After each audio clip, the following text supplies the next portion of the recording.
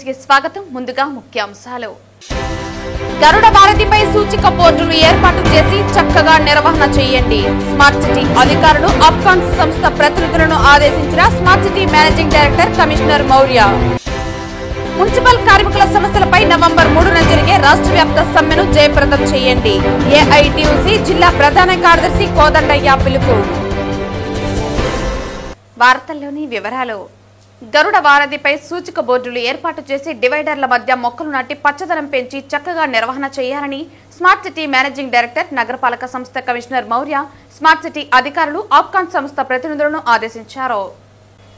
Smart city ప్రాజెక్టులో భాగంగా నగరంలో జరుగుతున్న అభివృద్ధి పనుల పురోగతిపై గురువారం అధికారులు ఆయా సంస్థల ప్రతినిధులతో మేనేజింగ్ డైరెక్టర్ సమీక్షా సమావేశం నిర్వహించారు. గరుడ వారధి ఇంటిగ్రేటెడ్ కమాండ్ కంట్రోల్ సెంటర్ తదితర ప్రాజెక్టుల పురోగతిని ఆయా సంస్థల ప్రతినిధులు వివరించారు. ఈ సందర్భంగా మేనేజింగ్ డైరెక్టర్ మాట్లాడుతూ గరుడ వారధి రోడ్ల నిర్వహణ బాగా ఉండాలని, అలాగే ప్రమాదాలు జరిగే ప్రాంతాల్లో సూచిక బోర్డులు ఏర్పాటు చేయాలని తెలిపారు. గరుడ వారధి కింద డివైడర్ల మధ్య కూడలలో పచ్చదనం పెంచేలా మొక్కలు నాటాలని ఆదేశించారు. ఇంటిగ్రేటెడ్ కమాండ్ కంట్రోల్ సెంటర్ పనులు త్వరగా పూర్తి చేయాలని తెలిపారు. నగరంలో ఏర్పాటు చేస్తున్న సీసీ కెమెరాల పనులు డిసెంబర్ నెలలోపు పూర్తి చేయాలని ఆదేశించారు.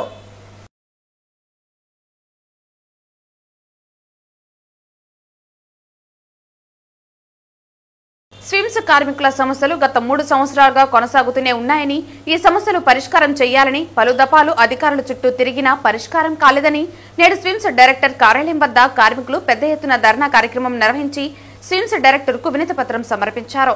ఈ కార్యక్రమంలో సిఐటియు జిల్లా ప్రధాన కార్యదర్శి సుబ్రహ్మణ్యం, స్విమ్స్ వర్కింగ్ ప్రెసిడెంట్ వేణుగోపాల్ పాల్గొని ధర్నా కార్యక్రమాన్ని ఉద్దేశించి ప్రసంగించారు.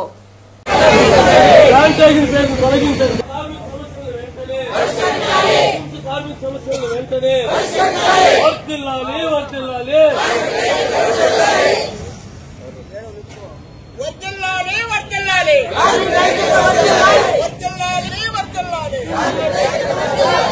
కార్మికుల ఐక్యత కార్మికుల ఐక్యత కార్మికుల ఐక్యత కార్మికుల ఐక్యత వర్తిల్లాలి వర్తిల్లాలి వర్తిల్లాలి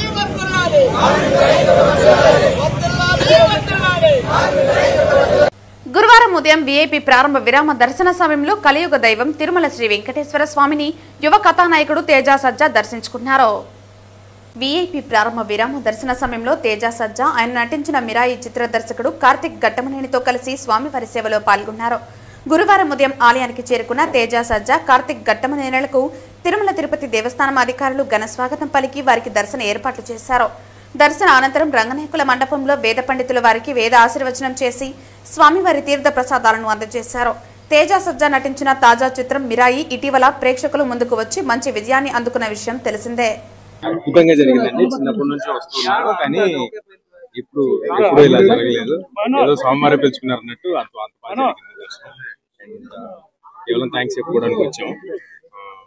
నేను మా డైరెక్టర్ కార్తిక్ ఇద్దరు. సో ఇంకా పెద్ద ఆలోచనలు, పెద్ద డ్రీమ్స్ ఇంకా చాలా ఉన్నాయి. బ్లెస్సింగ్స్ తీసుకోవడానికి వచ్చాం. నెక్స్ట్ ఇప్పుడు అనౌన్స్ చేస్తా ఉంటాయి. బ్లెస్సింగ్స్ తీసుకోవడానికి వచ్చామండి. ప్రతి సినిమాకి వస్తాం.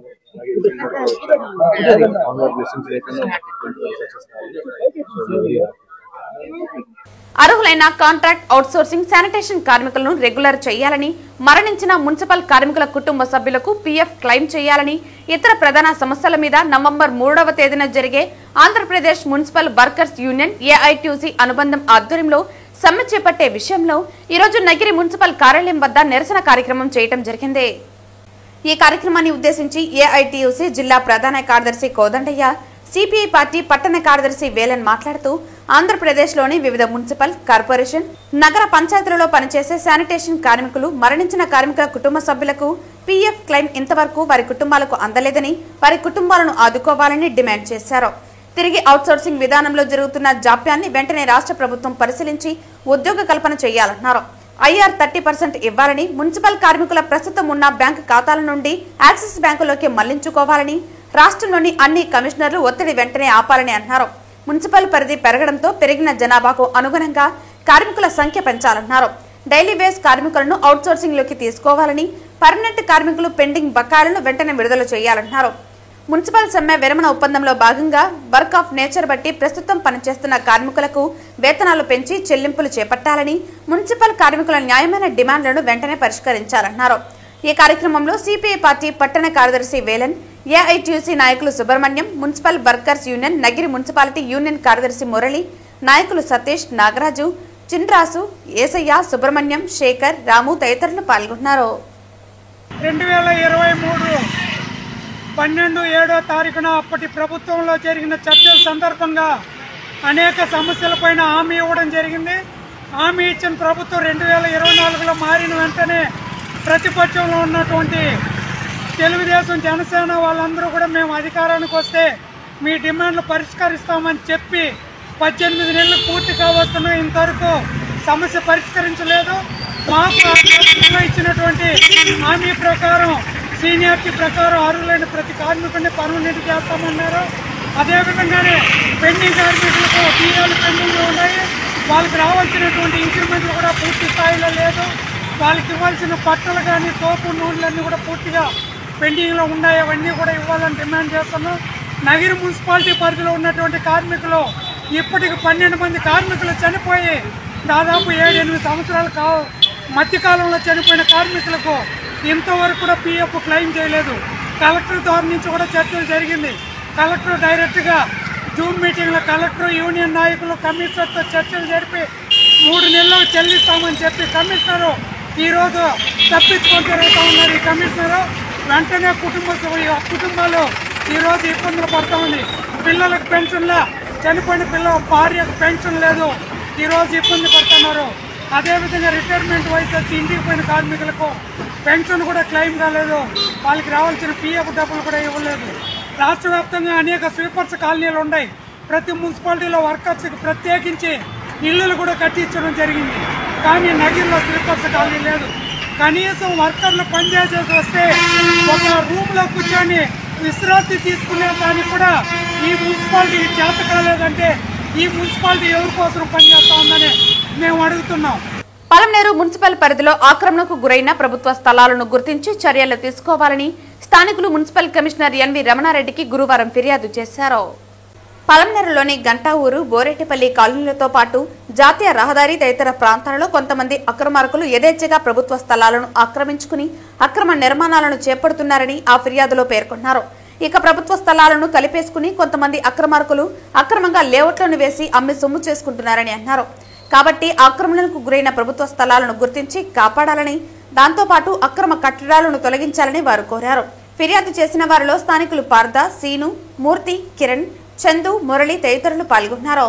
ఏదైతే మనకు పలమనేరు పట్టణంలో ఇప్పుడు కొన్ని ఫిర్యాదులు అయితే ఇప్పుడే ఇవ్వడం జరిగింది.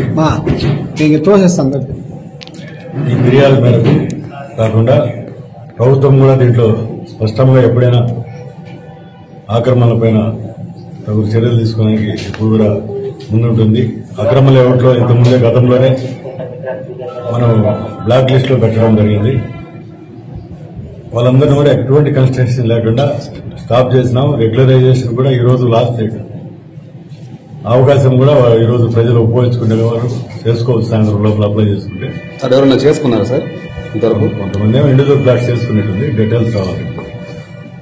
అలాగే ఎవరు కూడా మన పట్టణంలో, ఎందుకంటే రాబోయే కాలంలో మన రోడ్లు అనేటి జనసాంద్రత పెరుగుతుంది.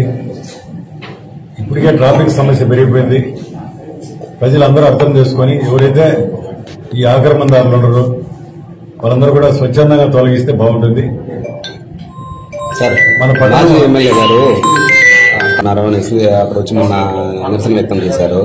అది నిజంగానే అక్రమ స్థలమా? దాని కింద పైప్ లైన్ ఉందా?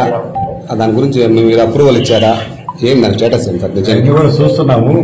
అది జరిగిన తర్వాత ఆ డీ ఫార్మ్ అయితే 2007లో ఇచ్చినట్టుంది. కాకపోతే దాని పూర్తి స్థాయిలో ఎంఆర్ఓ గారించి ఒక లెటర్ పెట్టడం జరిగింది. దాని యొక్క కన్ఫర్మేషన్ తీసుకుంటాము. అలాగే ప్లాన్ అప్రూవల్ కూడా 2018లో చేసినారు. దానికి సంబంధించినటువంటి డీటెయిల్స్ తీసుకునేదానికి కూడా వెరిఫై చేస్తున్నాము. అలాగే రిజిస్ట్రేషన్ కూడా జరిగింది. రిజిస్ట్రేషన్ కూడా మనం రిజిస్ట్రార్ నుంచి కూడా తీసుకుంటున్నాము. ఆ డీటెయిల్స్ అన్ని వచ్చిన తర్వాత మనం ఏదైనా తదుపరి చర్యలు తీసుకునేదనుకుంటుంది. దాని కింద స్థలం కింద పైప్ లైన్ ఉందా సార్? పైప్ లైన్ అనేది ఎమ్మెల్యే గారు, మాజీ ఎమ్మెల్యే గారు పైప్ లైన్ ఉంది. ప్రస్తుతం రన్నింగ్ పైప్ లైన్ ఏదీ లేదు. ఎప్పుడో 10 ఏళ్ల కిందట ఏమన్నా అన్యూజ్డ్ పైప్ ఉంటే తెలియదు. అది కూడా మనకు, ఎందుకంటే ప్రజెంట్ మనం కాలువపల్లి నుంచి వచ్చేటువంటి పైప్ అంతా కూడా రోడ్డుకి అవుట్ సైడ్ ఉంది. డిస్ట్రిబ్యూషన్ లైన్ కూడా మన స్కూల్ కాంపౌండ్ దగ్గర ఉంది. మా ఇంజనీరింగ్ సిబ్బంది కూడా విచారించినాం. దాంట్లో లేఅవుట్ కూడా మార్కింగ్ కూడా తయారు చేసి ఇచ్చినారు, ప్లాన్ కూడా. ప్రజెంట్ రన్నింగ్ పైప్ అయితే అక్కడ లేదు సార్. మీ రికార్డు ప్రకారం వాళ్ళు అక్కడ ఎన్ని సంవత్సరాల నుంచి ఉన్నారు? వాళ్ళ ఆధీనంలో ఉంది భూమి? ఆధీనం అంటే మనకు 2018లో ప్లాన్ అప్రూవల్ తీసుకున్నారు. మనకు వాళ్ళు ట్యాక్స్ కూడా 2017 నుంచి కట్టినారు, అప్పటి నుంచి కడుతున్నారు. కాకపోతే కోర్టు కూడా దానికి డైరెక్షన్ ఇచ్చింది, 2022లో ఇచ్చినది. ఫర్దర్ అన్యాయం చేయొద్దని ఇచ్చినది. దానిపైన ఫర్దర్ యాక్షన్ కోసం ఏం లేదని చెప్పడం జరిగింది.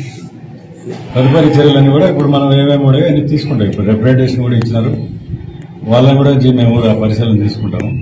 దీనికి సంబంధించిన ఆర్డీఓ గారు, కలెక్టర్ గారు దానిపైన ఆల్రెడీ వాళ్ళ డిస్కషన్లో ఉంది. కాబట్టి రెవెన్యూ గవర్నమెంట్ ల్యాండ్ అంటే వాళ్ళే చూస్తారు. మన మున్సిపల్ ల్యాండ్ అయితే మనదేమన్నా ఆ ప్లాన్ అప్రూవల్కి సంబంధించింది, దానికి సంబంధించినటువంటి ట్యాక్స్ గురించే మనం మాట్లాడతాము. అది రస్తాపురం అంటారు కదా, రెవెన్యూ వాళ్ళు డిసైడ్ చేయాల్సి ఉంటుంది. సర్వే కూడా చేయాల్సి ఉంటుంది. ఆయన కూడా రిపోర్ట్ అడిగినాం.